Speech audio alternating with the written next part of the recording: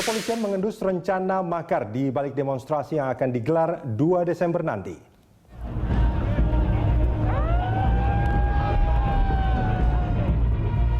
Suhu politik Jakarta memanas. Rentetan demonstrasi terjadi di jantung Republik ini. Yang paling massal adalah demonstrasi 4 November. Saat itu, ratusan ribu umat Islam yang tergabung dalam Gerakan Nasional Pengawal Fatwa MUI berunjuk rasa di beberapa titik di Jakarta. Tuntutan demonstran kala itu tunggal, mendesak penuntasan kasus dugaan penodaan agama oleh Basuki Cahayapurnama atau Ahok. Sesuai dengan janji pemerintah dan Kapolri, kurang 2 pekan dari demo massal itu, polisi telah menetapkan Ahok sebagai tersangka. Ini mungkin sama seperti pemeriksaan. Tapi ternyata semua tidak selesai di situ. Belakangan muncul rencana menggelar demonstrasi susulan 2 Desember nanti. Kapolri, Jenderal Polisi Tito Karnavian menegaskan ada pihak tertentu yang menyusup di balik rencana demonstrasi itu. Tujuannya melakukan makar. Ini sebetulnya bukan masalah berkas perkara atau proses hukumnya lagi yang dipermasalahkan, tapi ada upaya-upaya rapat-rapat yang sudah kita pelajari dengan agenda politik lain, diantaranya adalah upaya untuk melakukan makar. Panglima TNI Jenderal Gatot Nurmantio mengatakan militer tidak akan tinggal diam jika ada yang berencana melakukan makar. Seperti yang dikatakan oleh Pak Kapolri, itu adalah tindakan makar. Maka itu bukan urusan kepolisian saja, tapi udah urusan TNI juga. Belakangan, Kapolda Metro Jaya Irjen Polisi Muhammad Iriawan menerbitkan maklumat. Isinya antara lain meminta demonstran tidak merusak fasilitas umum dan mengganggu arus lalu lintas saat unjuk rasa. Tapi betulkah ada pihak tertentu yang berencana melakukan makar? Siapa pihak yang dituding kepolisian akan melakukan makar itu? The Headlines kali ini mengangkat topik siapa mau makar, dan untuk membahasnya kami mengundang Kombes Pol Martinus Sitompul, Kabag Penum Mabes Polri, lalu Prof. Komarudin Hidayat, seorang cendekiawan Muslim. Kemudian ada Bambang Harimurti, wartawan senior Tempo, dan Bekto Suprapto, anggota Komisi Kepolisian Nasional atau Kompolnas. Bapak-bapak, terima kasih banyak sudah hadir bersama saya di sini di The Headline. Saya langsung ke Pak Martinus. Pak, ini pernyataan dari Kapolri itu kan sebetulnya sangat tegas sebetulnya. Betul nggak sih sebetulnya ada pihak-pihak tertentu yang akan melakukan itu? Ya, tentu pertama ada indikasi-indikasi ya.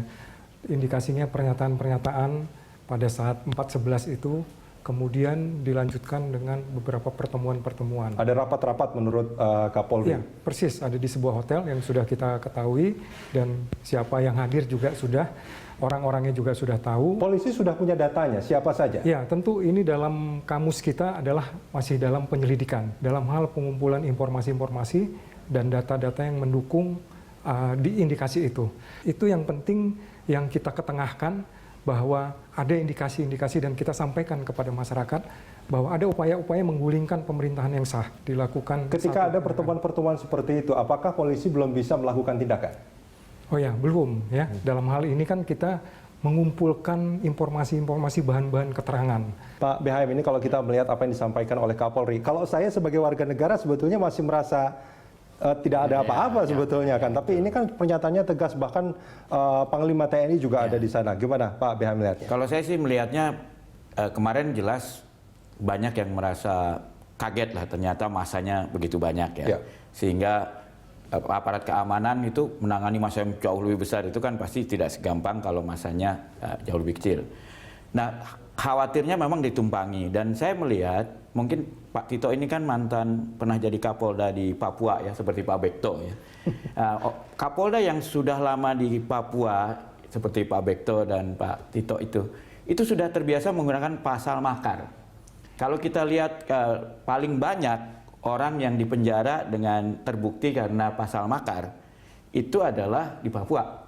Sesudah itu mungkin di Maluku sedikit, tapi Papua lah paling banyak. Ya. Nah, jadi saya melihat beliau pasti teringat pengalamannya seperti itu, sehingga kemudian langsung bahwa kalau ada upaya makar maka kita tangani yang makar. Tapi menurut saya sih ini lebih preventif. Oke. Ibaratnya ini bukan pengen menangkap orang yang makar, tapi ingin kasih warning shot deh. Jangan sampai kalau Anda kamu sampai melakukan makar, ya kalau kamu cuma ngerusak-ngerusak kan dihukum paling berapa bulan penjara. Kalau kamu kena pasal makar, hukumannya bisa mati loh. Iya. Paling nggak Ancaman belasan hukumannya. tahun penjara gitu ya. Jadi jangan main-main gini. Karena kita juga nggak menafikan ya. Saya juga dulu pernah pendemo. Kadang-kadang di demo itu kalau anak muda kan ada dinamikanya. Kadang-kadang mendemo itu kalau kita bisa dapat tameng polisi nilainya sekian, dapat helm nilainya sekian. Nah, jangan hal-hal yang sebenarnya dinamika anak-anak muda ini ditumpangi oleh yang punya niat jahat. Dan itu yang terlihat sebetulnya ketika Ya, peristiwa jadi tanggal ini 4 supaya November ngingetin ke kemarin. orang tua, ke siapa-siapa, jangan sampai loh anak muda kamu yang sebenarnya ya cuma anak muda aja gitu ditumpangi orang jahat, karena konsekuensinya ini berat menurut Oke, saya. Pak Bekto, bagaimana Anda melihat itu pernyataan Pak Kapolri kan luar biasa. Saya melihat begini, kalau laporan intelijen itu hanya mengandalkan human intelligence itu bisa bohong. Oke. Tapi dengan perkembangan IT itu tidak bisa bohong. Jadi ini perpaduan antara human intelligence dengan IT. Artinya sebetulnya bukti yang sudah dimiliki polisi ini luar biasa cukup. Saya sangat yakin seperti itu. Oke. Wah, ini mantan Kapolda Papua nih udah biasa menggunakan pasal itu, Pak. Iya. Nah, Prof, ini menarik sebetulnya. Kalau kita melihat pada 4 November kemarin, ini kan sebetulnya gerakan umat Islam, Prof. Tapi apakah iya ada sejarahnya umat Islam itu memang punya niatan atau upaya untuk melakukan itu? Atau sebetulnya ini ada pihak lain seperti yang disampaikan tadi bahwa ini adalah kelompok yang diarahkan untuk membantu pihak-pihak yang akan melakukan makar itu? Makar dalam pengertian menggulingkan atau menandingi atau menolak konstitusi dan ideologi negara itu bisa ada yang soft, ada yang fisikal dan konstitusional ya. Tapi kalau makar itu yang sifatnya soft itu memang di Indonesia sudah mulai tumbuh. Jadi berbagai pertemuan, berbagai penelitian kami lakukan, memang ada kelompok-kelompok yang mereka menolak Pancasila, menolak demokrasi, dan dia belum sampai pada mengambil alih karena belum cukup kuat. Tapi dari segi gagasan, ide memang cukup radikal. Di beberapa sekolah di pinggiran Jakarta misalnya ada yang tidak mau hormat bendera merah putih misalnya.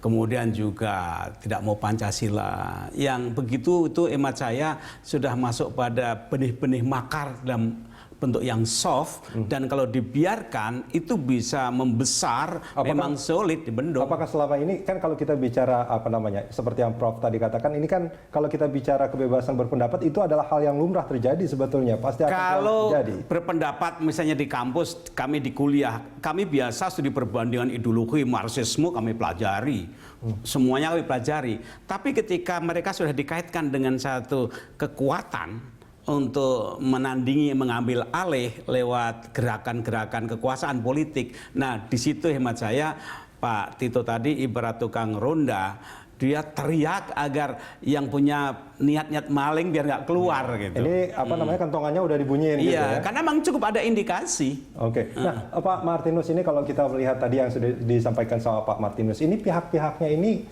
siapa sih sebetulnya? Kekuatannya seberapa besar sih? Ya, kalau kita dari yang informasi yang kita dapat, memang apa yang ada di 411 itu juga ada ya. Kemudian cara-caranya juga hampir sama, mengarah kepada menguasai DPR RI. Polanya memasukin, mulai pagi-pagi masuk 1-2 dengan bertamu ya, kemudian 2-3 orang sampai ratusan. Artinya kalau tanggal 2 Desember ini terjadi, kita harus patut curiga yang akan bertamu itu adalah bagian dari itu. Itu adalah bagian dari taktik-taktik yang dilakukan ya, dan kita harus mengetahui juga taktik-taktik tersebut. Kita memiliki kiat-kiat juga untuk mengantisipasi. Seberapa besar sih, seberapa kuat sebetulnya mereka ini? Ya, kalau dibilang kuat, kalau dukungannya banyak, saya kira bisa jadi kuat ya, semakin kuat. Gitu. Oke, Pak Bekto, apakah dengan kondisi Indonesia yang sekarang itu kemungkinannya sangat besar akan terjadi? Ya. Saya melihat apa yang dilakukan oleh Kapolri kita itu adalah seperti dikatakan oleh Pak Bambang Harimurti, bahwa ini adalah untuk mencegah jangan sampai terjadi. Saya sangat yakin Kapolri punya data intelijen, ya, punya laporan intelijen, ya. Ini harus dicegah. Kita lihat tujuan Polri itu ada bagaimana diatur dalam undang-undang. Tujuannya adalah keamanan dalam negeri, ya, terwujudnya keamanan dalam negeri dengan ya atau berupa kegiatan-kegiatan pemeliharaan Kamtibmas. Ya. Baru tertib tegaknya hukum, yang ketiga perlindungan pengayoman pelayanan masyarakat with condition ya, dengan menghormati hak asasi manusia. Ini semua sudah dipikirkan oleh Kapolri kita, langkah-langkahnya, dan lebih baik di warning, kasih tahu. Jangan ya, saya sudah mendengar, saya sudah tahu siapa-siapa. Ya. Kalau ini terjadi, kalau ini tidak terjadi, syukur. Jangan nanti terjadi, baru nanti dibilang kecolongan. Boleh nggak kalau saya katakan sebetulnya Pak Kapolri dan juga Panglima TNI sekarang sebetulnya sudah mengancam pihak-pihak tertentu, Mas Behay? Saya bilang sih kalau mengancam terlalu keras kali ya. Dia memberi peringatan aja. Nah, buat saya yang agak mengganggu saya terus terang, waktu itu ada pimpinan DPR dan MPR yang malam-malam mengundang peserta demo untuk masuk dan menginap di sana. Nah, menurut saya, kalau menurut saya harusnya orang seperti ini sudah ditindak. Karena menurut saya, pertama dia melakukan hal yang salah. Pertama, demo malam itu nggak boleh tanpa izin khusus. Jadi nggak boleh dong ngajak orang, apalagi masuk ke rumah DPR, MPR. Ya. Mereka harusnya tahu kata parlemen itu berasal dari kata parle. Parle itu kata-kata. Bicara. Jadi di sini adalah tempat untuk beradu gagasan, beradu pendapat, beradu dialog dengan kata-kata dan dalam satu forum yang resmi. Ya. Tapi kalau mengajak orang yang bawa bambu runcing, bawa apa ke dalam, itu mereka sebetulnya sudah membunuh institusi parlemen. Iya kan? Kalau ada parlemen jalanan itu kan artinya parlemen yang benar gagal. Jadi orang yang seperti itu tidak boleh ada di parlemen. Harus out dari parlemen. Kalau dia satria ya. Kita jeda sebentar, The Headline masih kita akan lanjutkan usai jeda sesaat lagi.